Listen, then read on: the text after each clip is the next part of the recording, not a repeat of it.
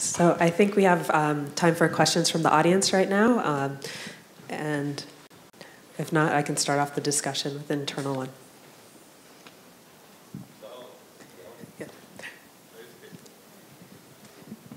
So a quick question on the OpenSNP stuff.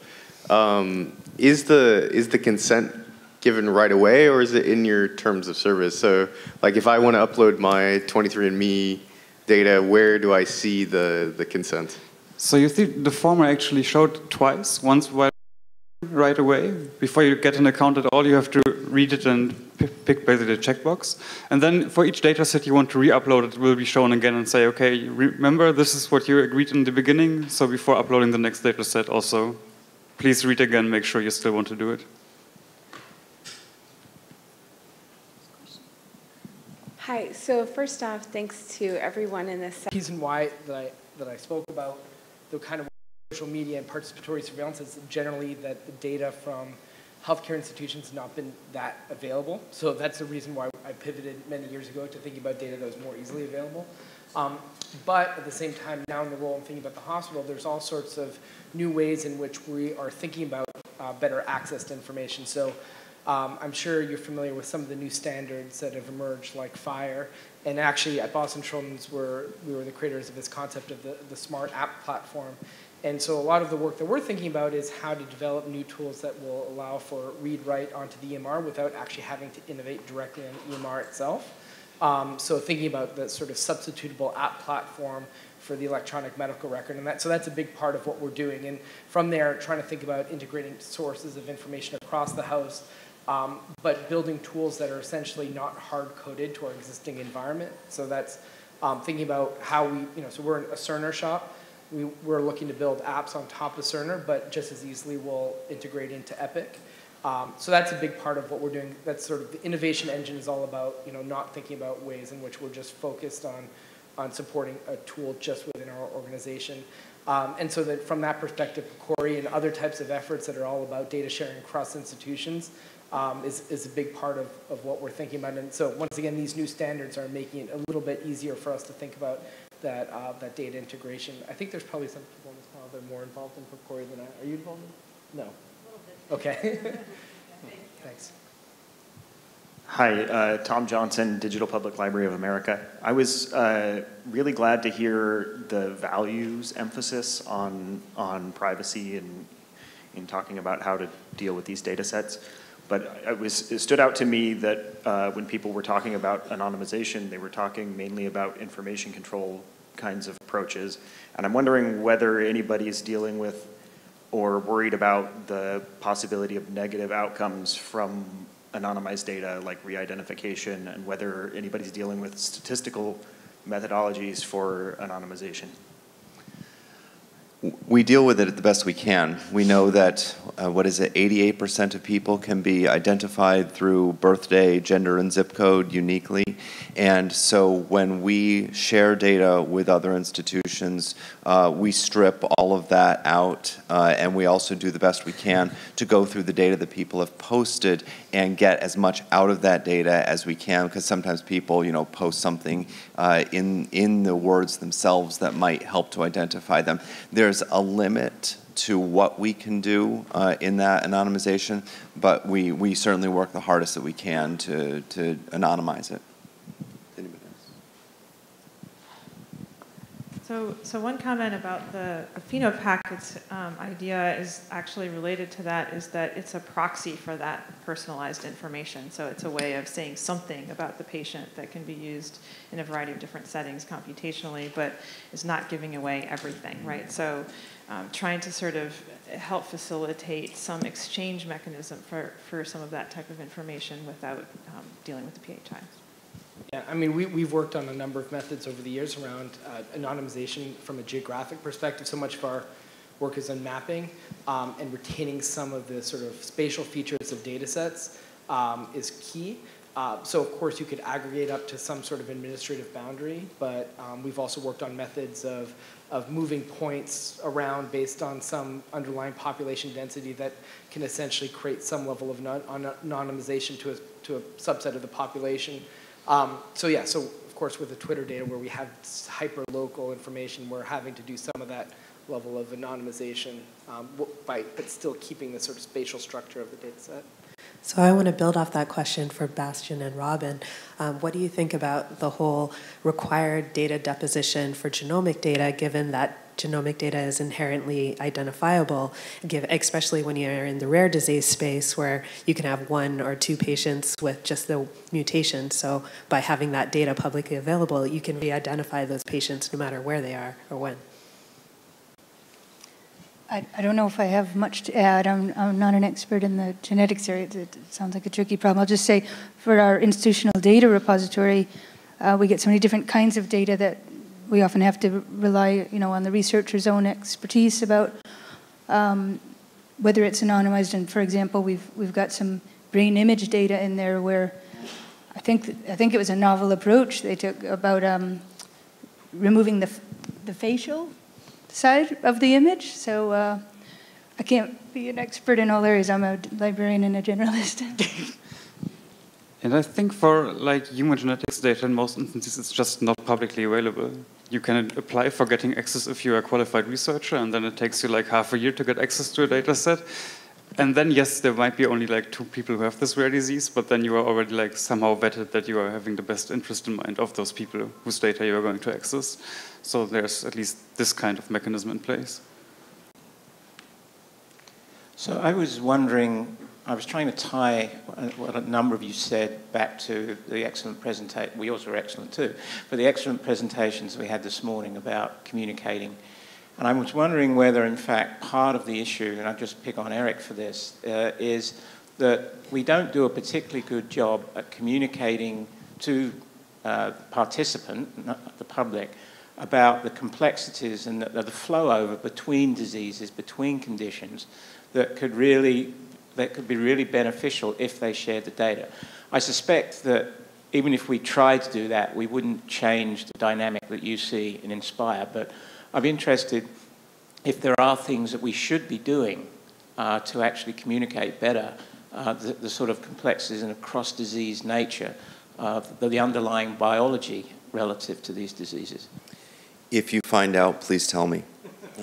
But seriously, for us, one of the things that we're working on right now is we are trying to build an underlying condition and treatment database that crosses all of our communities so that when people do discuss specific conditions and treatments within their communities, that they can very easily extract that information from other communities so that they see very quickly the value of moving from community to community.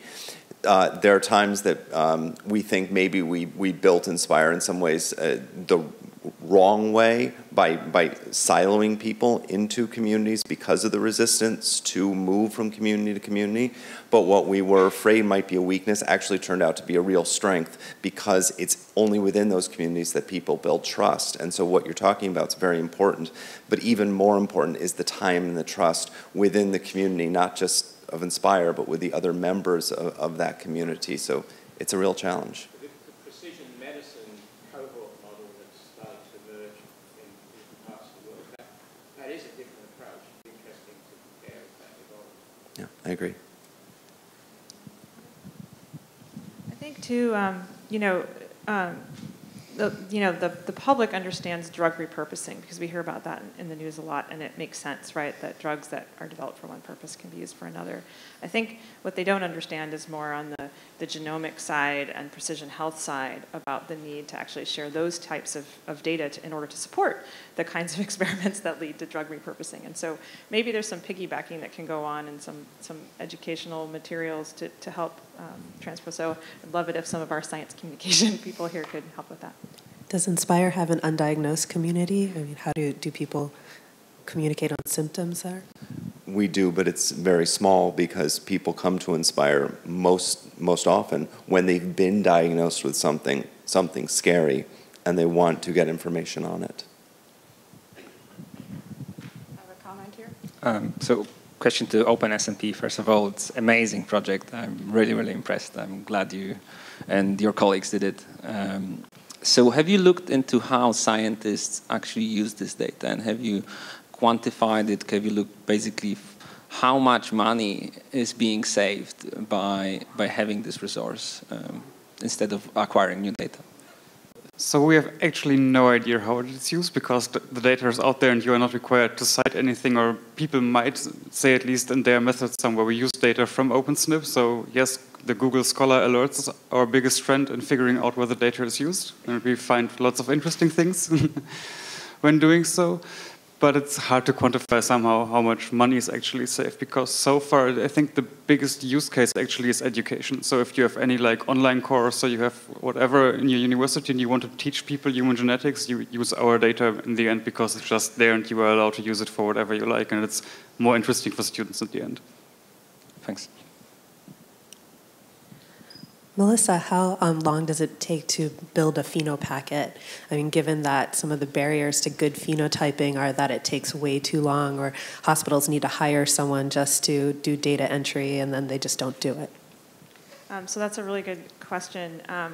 You know, we're building tools for our use case, but I think the idea is that many different people could build many different types of tools, but still have this exchange format. So for example, we have curation tools that can really curate the genotype-phenotype associations, and are building a text mining pipeline that's uniquely configured to use the ontologies that we're using for the rare disease use case. But different communities would have different vocabularies for describing their phenotypic data if it was a disease, or the biodiversity use case would use different vocabularies for describing those phenotypes, and potentially some of the same tools. But I think really thinking about the different data pipelines and how can we combine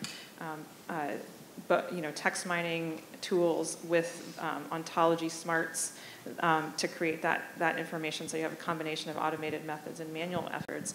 And then, one of the most important things that I didn't really have time to talk about in the talk, but it can really help the efficiency of creating the phenopackets, is actually using all the data that actually exists out there already to help improve the quality of the phenopackets when you're making them. So, users who shopped for this might also shop for that, right? Just like we were saying earlier. And we are not doing a very good job of that. Most of the time that these data are created for representing, especially rare disease patients, are created in a vacuum and not really looking out there in the world at those data. So that's another component. So those three components of automation, manual QA, and contextual data interrogation.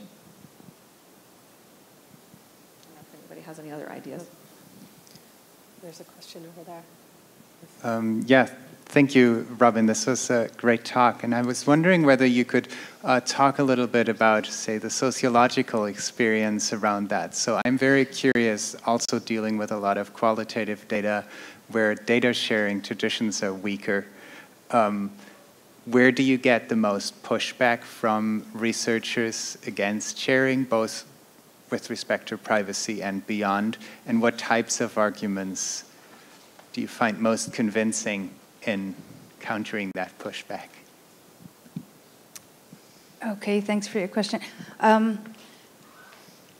I think in my experience, it's the first-timers that are reluctant to share the most, and it's kind of like once you do it once, it's just, that's what you do from now on. I don't have data to support that, but just from meeting people, it can be quite a, it's just a new, if it's a new thing, and then once you have good success at it, I guess it's like going on Twitter, and then you start getting good vibes from people retweeting you and things, and it's not so bad, it's not so scary. Does anyone else have something to add? Can I come back to the p-hacking or hacking aspect to the data? It seems to me that the funding agencies would have a vested interest in solving that problem. I would like to have your opinion on, the panel opinion on why. And that wouldn't be that difficult to solve at their level. They could say, if we are funding you, you have to sort of pre-register your methods on the analysis. If we are funding you, you have to deposit your data, anonymize data into. And I'm just wondering why there's no strong push from the funding agencies to solve for those problems that are really at the heart of the reproducibility crisis of science at the moment, and undermines the whole scientific enterprise, really. Sorry, I missed the last part of your question. So the question is, why do you think funding agencies are not pushing a bit harder to get pre-registration of methods or putting data out, documented data out? Why is it that they don't push the community? Because they should have an interest in that, right? I mean, like the NIH new data transparency effort. Why should they have an interest in that? Well, I think they're not doing it. There is a clinical data transparency task force, and they're trying to, I think, catch up with the efforts going on in other. Right, but I mean, we can talk a lot about that. But it seems to me that there's that they don't push very hard, and I really wonder why that's the case. I mean, we can go into the details of the data management plan and how much of the data management plan are actually enforced or not. And we can there's a lot to be said about that. But I think the overall impression that I have is that the funding agencies are not pushing very hard on those things. So can I answer that if I may? So I'm at the NCI, and the NCI has been requiring for a number of years that anyone who runs an NCI-funded clinical trial, that those trials have to be registered with clinicaltrials.gov. The protocol has to be entered before the first patient goes on the trial. So the difficulty, and for those of you who do clinical trials, I don't know how many folks actually run clinical trials, but one of the difficulties is you want to lay out what your primary endpoints are and your secondary endpoints. And those are the things that you want to measure then the effectiveness against when the trial's done. It's still possible, in spite of recording all that, for people to do a little hacking afterward. So I think it doesn't completely solve the issue, but at least for cancer clinical trials, that's all been required for a number of years. And I think, again, it's a change in community and community expectations, and people are responding to that. The number of people who are putting their trials in is going way up. But it's a slow process. And you're more of the exception than the rule, right? Just tack onto that. So the NCI is out in front of the other institutes at NIH. But the other institutes, this is an NIH-wide effort that I had a slide up, but that's being implemented supposedly this year, and it's going to apply across anyone that's is an NIH grant awardee. So it's easy now to get around it, but I think in a couple of years it's not going to be easy to do your p-hacking and hiding your real data, your primary outcomes. Wait, over here. So, sorry, just to sort of add on to that. So I'm actually looking at a slide that Francis Collins gave me a week or two ago, which is about increased clinical trial transparency. And so it's a lot of legalese, but it was proposed in 2014, and it's going to be filed across the whole of NIH in spring of 2016. That's what I'm talking about. Yeah. So it's a notice of proposed rulemaking, and it really means that all results from all phase 2 and 3 and 4 trials have to be reported, and then it extends to all NIH-funded clinical trials, including phase 1, and things that are non-FDA regulated. So the point being that this is really being clamped down on. Yes. In part for the reasons that you so well highlighted when you were talking. Right. Yeah, it was first announced in 2014, and it was decided, and this year it's supposedly going to be finally announced, and it's supposed to be any month now. And it goes beyond FDA. There's a FDA law, FDA of 2007, which applied to trials regulated by the FDA. And so people doing NIH-sponsored trials or people doing, say, psychotherapy trials, things that were not regulated by the FDA, could sit back and say, oh, I don't have to worry about this. But now, at least people getting NIH grants are going to have to worry about that. And it goes beyond FDA in that it goes back and regulates phase 1, applies to phase 1 trials as well, which the pharmaceutical companies still don't have to worry about. Okay, so 2 things. 1, we have to stop now.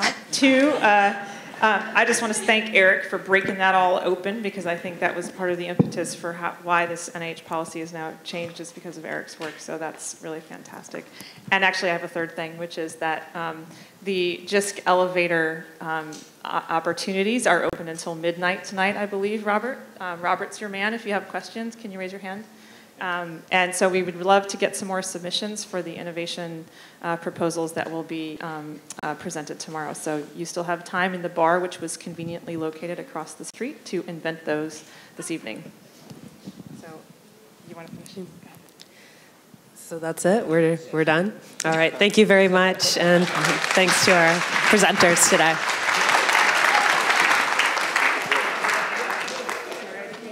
I was getting the like.